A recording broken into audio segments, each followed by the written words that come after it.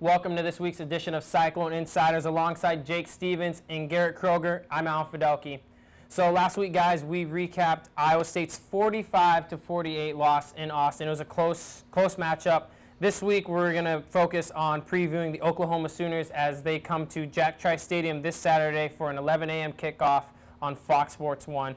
So real quick, guys, let's just look at Oklahoma's season so far. They were 3-0 to begin the season in non-conference, and they're just 2-2 in conference play with, as you guys know, their losses coming at TCU and at home to Kansas State. A few plays here, a few plays there from possibly being 0-4 in the conference. So let's quick talk about the first loss at TCU. Jake, why couldn't the fourth-ranked Sooners at that time win at TCU? I think TCU just simply outplayed them. I think TCU was a better team.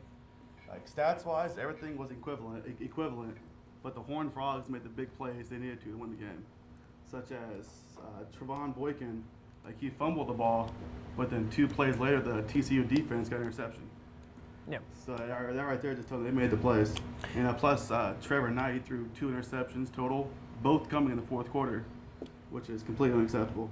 Yeah, those interceptions come in key, and then also, like you said, it's just responding by creating a turnover after you give the ball away. So Garrett, why couldn't the fourth-ranked Sooners win on the road at the 25th-ranked TCU Horned Frogs?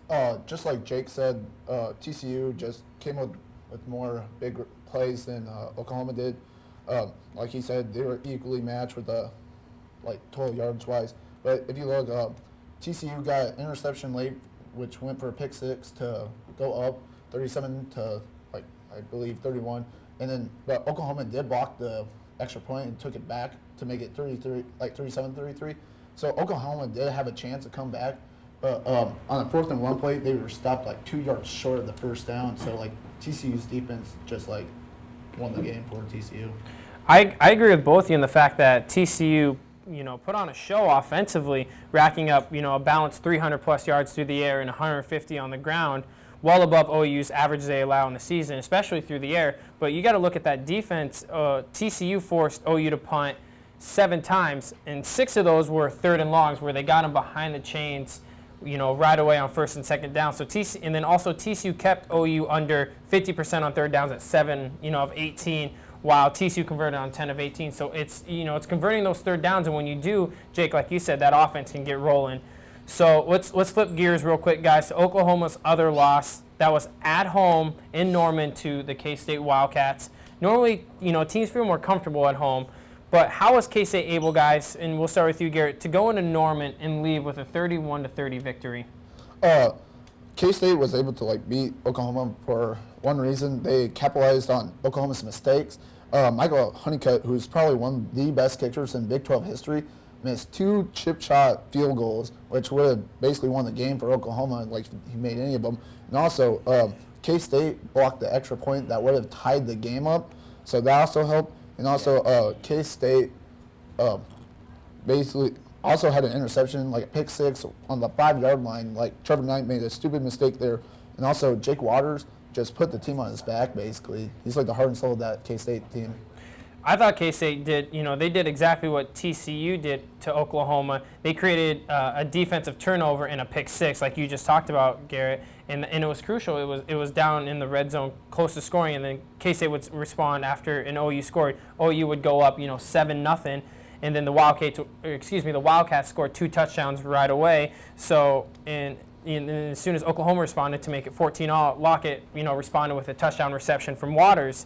And then when you look at the second half, Blake Bell tied it up at 24, and then Waters answered in the ensuing drive with a rushing touchdown that proved to be the game winner. And on the OU side, like you said, you can blame the kicker. In Michael Honeycutt, he missed a 32-yard field goal right before half that would have put the Sooners down 1. Heading into intermission. But then despite you look at that last field goal that he missed. Yeah, it was a chip shot and a 19-yard field goal that would have gave OU the lead and possibly the win. But you got to look at Oklahoma had the ball 1st and goal from the 4-yard line, and you're telling me they can't punch the ball in. That's not only on the kicker's fault, that's also on Oklahoma's offense as well. So, Jake, how was, do you think, in your mind, K-State able to go into Norman and leave with a 31-30 victory?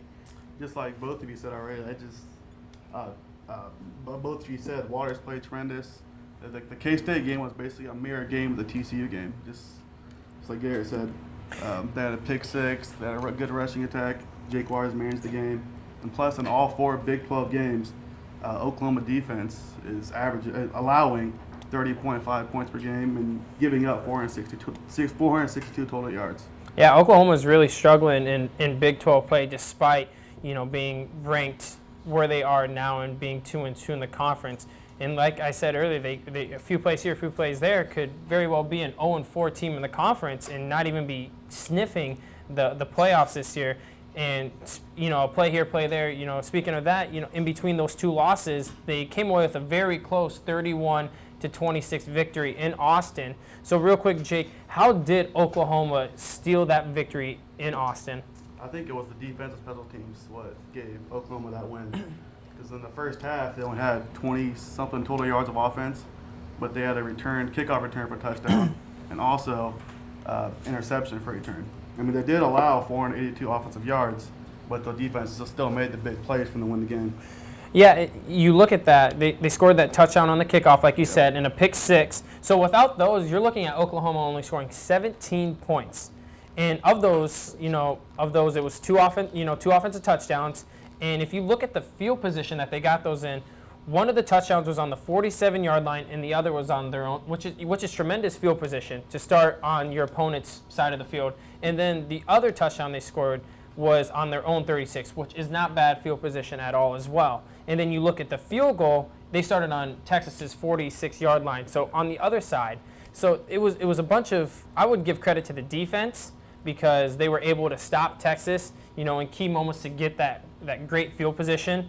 And then also, I just don't understand how OU, came away with that victory. They were 1 for 11 on third downs. That's just horrible. Normally you say that's not going to get it done, whether it's in a major conference or not.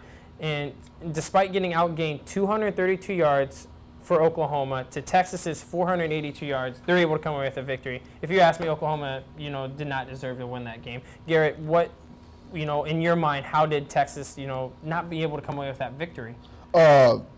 They didn't come away with that victory because, one, they allowed the big plays, like Swaggy and you said, with that 91-yard touchdown by Alex Ross to open up the second half, which was very crucial, and also Zach Sanchez's 41-yard pick. And also, in my opinion, Texas, they late in the fourth, all their total yards came during trash time, in my opinion. Because it's 31-13 with 12 minutes left in the game, so they came away with just trash yards, in my opinion. Yeah, it's remarkable for Oklahoma that they're 2-2 and they have a chance at the playoff system, but they very well could be 0-4, and that's why I think Oklahoma is not that much better than Iowa State. But real quick, we're going to talk about that more after the break. So stay tuned for after the break. We're going to talk to see if Iowa State can actually pull off a victory at home against Oklahoma. Stay right there. You're watching Cyclone Insiders.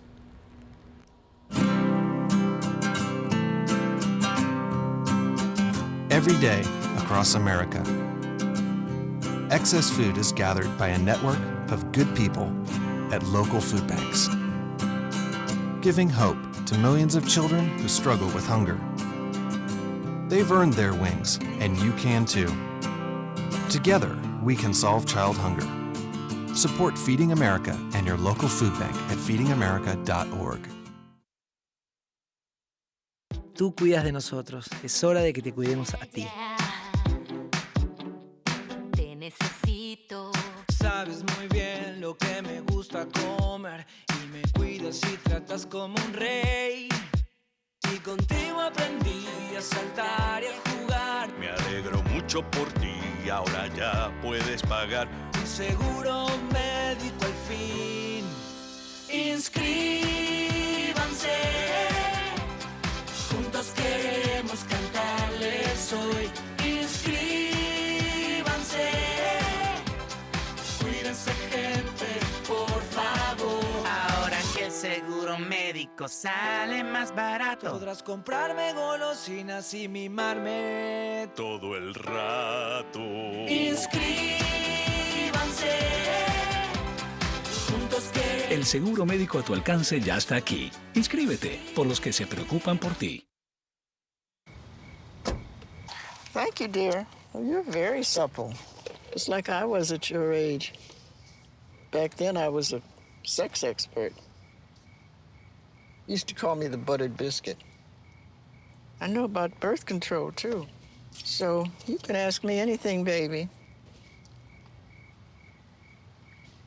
Bedsider.org has birth control information and a lot more. And it's... Have you had sex in this car yet? Welcome back to Cycle and InCYders. Still alongside Jake Stevens and Garrett Kroeger, I'm Alan Fiddelke. So real quick, guys, again, let's continue to preview this Iowa State-Oklahoma game that's going to take place again, guys, at Jack Trice Stadium Saturday, 11 a.m. If you can't make it to the game, it's going to be on Fox Sports 1. So, guys, Iowa State and Oklahoma both have played the Texas Longhorns, and, Iowa State and Oklahoma both have played at Texas, and home against K-State, with both being losses against the Wildcats. Many felt Iowa State should have won the game at Texas, a meltdown on defense for 2 plays that allowed them to come away with the victory in Texas. But what are some takeaways, and we'll start with you, Jake, in those games that make you think that this Oklahoma team is not that much better than Iowa State this year, and that the Cyclones can compete come Saturday?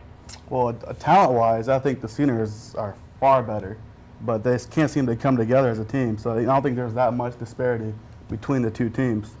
And plus, if you look at Oklahoma State's schedule, in the first non-conference teams, they played some pretty mediocre teams, like Louisiana Tech and what was it?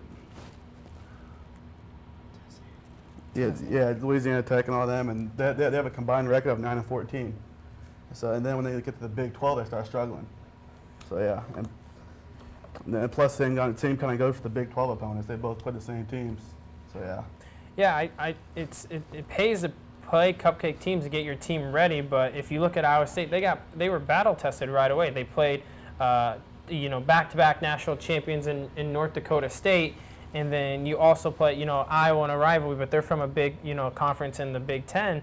And like you said, Jake, Oklahoma has so much talent. But if you look at the Texas game, everyone says Texas clearly had more talent than Iowa State, and they were able to compete.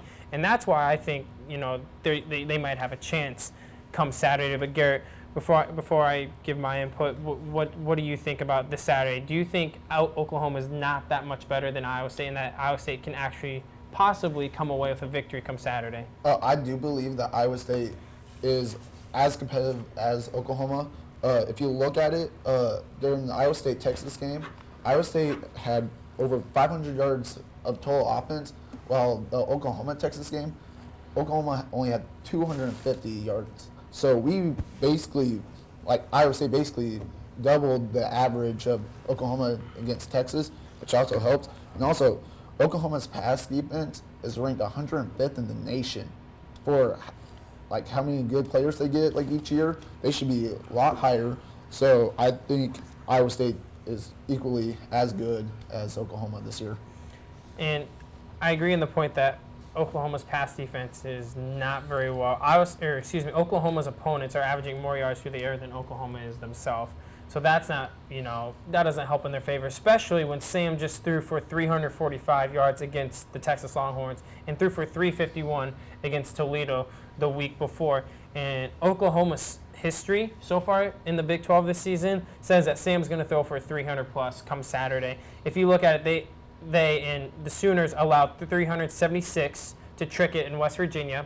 They allowed 318 to Boykin and TCU and 334 to Swoops, in Texas. I disregard, Waters not throwing for 300 against Oklahoma because he hasn't thrown for 300 yards at all this season in Big 12 and also in non-conference when they played those cupcake teams. So, and then also Oklahoma allowed, both teams in Texas and Kansas State to rush for around 150 yards. Well, guess what? The Cyclones are coming off a 179-yard rushing game at Texas. So this game will be a close one with Iowa State's offense clicking at the right time. So just a quick note, guys. Iowa State in the past 2 games have shown that they can accumulate, yards in 454 total against Toledo and 524 against Texas. So just a quick stat before we play the if game, guys. Both Oklahoma and Iowa State are averaging 30 points per game. in the Big 12 play. Yet Iowa State is winless in the Big 12, and Oklahoma is 2-2. So with that being said, guys, Garrett, we'll start with you. Iowa State wins the game if. Iowa State wins if they do these 3 things, in my opinion. First, they exploit Oklahoma's weak passing defense, which I believe Iowa State can do with Sam and like E.J. Bibbs and Alan Lazard. Also, when we kick off, we have to get touchbacks because Oklahoma is leading the nation in kick return average, and average their return is 64.7 yards, so that's pretty good. And also forcing Trevor Knight to make critical errors like he did against K-State and TCU. Yeah, that's going to be key with the kickoff returns and Oklahoma has had. I think it's going to be won in the turnover battle with, Iowa State ranked 14th nationally and second in the Big 12 with only 8 turnovers this season. Oklahoma's, right behind them with 9 themselves. But I give the edge offensively to Iowa State. So I think with the 524 at Texas compared to OU only racking up 232 yards at Texas. And then also I think it's how the game starts. In those first 2 quarters, you're going to figure out if this Iowa State team is possibly going to be able to compete. With Oklahoma scores most of their points in the first quarter at 86 points, and then it gradually decreases with the second, third, and fourth quarter. But if you look at Iowa State, they give up the most points in the second quarter with 89. So if this game is close or even Iowa State leading at half, I believe Iowa State is going to be able to pull off that upset, and I think they will need a lead at half. I just said that if it's close at half, Iowa State might have a chance. I dug deep, and I think if Iowa State isn't leading at half, they're going to lose because Oklahoma's riding a 46-game winning streak when they're leading at half.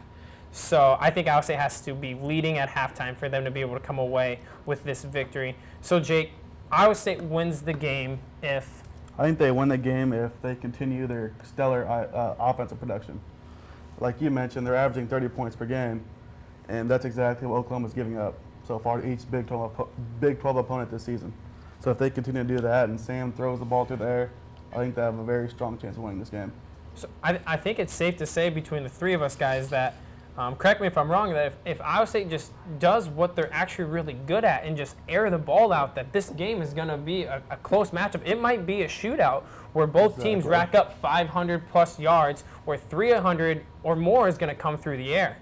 So, guys, we just talked about how Iowa State's going to win. And, Jake, we'll start with you. Oklahoma comes away with a victory on the road at Jack Trice Stadium on Saturday if? Just the complete opposite of what I said. If Iowa State wins, they have to play some kind of defense, I think. Like, they're not a dominant defense like they were predicted to be because they have 9 starters returning, but they're still good but not that good. Yeah, this team is learning, and they're catching some breaks this year with those 2 victories, and we've touched on it all show. They could be 0-4. And my key thing is Oklahoma's 19 sacks on the season compared to getting sacked 5 times. That's huge. So I think if they get pressure on Sam and set Iowa State back behind the chains, which they're not comfortable with because that's a passing obvious situation. Oklahoma can sit back in their pass defense, and if they put Iowa State behind the chains, it makes them one-dimensional, and I think they need to make them one-dimensional in the form of a running game because Iowa State's strength is the pass game, as we all know, and their kryptonite is obviously the running game, like it has been the past couple of years. And also, I think they need to try to create defensive turnovers. Oklahoma, you touched on it earlier, Garrett. On the season, they have 3 interceptions and 2 kickoffs returned for a touchdown, and they also have that blocked extra point we talked about that was returned for 2 points. So I think if they create some defensive TDs, that will help them, and then establish a run. A stat that I found is that Oklahoma has won 36 consecutive games when rushing for 200 yards, and Oklahoma's been known to have their way on the ground against Iowa State. So if they continue to do that, they're going to come away with probably an easy victory in Jack Trice Stadium. So, guys, before we make our prediction, I just want to give you guys some stats. Iowa State is 5-71 overall against Oklahoma. 1990 was the last time Iowa State defeated Oklahoma. And you have to go as far back as 1960 to the last time Iowa State was able to come away with a victory at Jack Trice Stadium. So, and also under Bob Stoops, Oklahoma is 31-0 in the regular season following a loss, which they're, are coming off the 31-30 loss at home to Kansas State. So guys, real quick, with that being said, what are your predictions for Saturday? And Jake, we'll start with you. I think Oklahoma's looking to prove themselves, but I still think Iowa State comes away with the upset, 34-31. 34-31 Iowa State. Yes, sir. Wow. And Garrett, are you riding the Iowa State train, or are you taking the safe bet with Oklahoma? I'm going to go with the safe bet with Oklahoma, mostly because they're coming off a bye week, and also they probably have a lot of built-up anger over that K-State game, so they have to take it out on someone. So I'm going to say Oklahoma wins 31-24. Luckily, I mean, they're both coming off bye weeks. that's what I was They're gonna both say. coming off bye weeks, and, I think Iowa State would be more angered, and they had that game at Texas, and it would have been a great victory, because the last time they won at Texas, it was, the first time ever winning in Austin. I have that. I believe Iowa State is leading at half. They're going to win. If not, Oklahoma will extend their win streak to 47 games. We're leading at half. I'm going to go ahead and make a prediction. I'm going to go with Iowa State 38, Oklahoma 27. 38-27. So, all right, guys. Thank you guys for watching this week's edition of Cyclone Insiders. Be sure to tune in next week as we recap the Oklahoma-Iowa State game. Have a good night.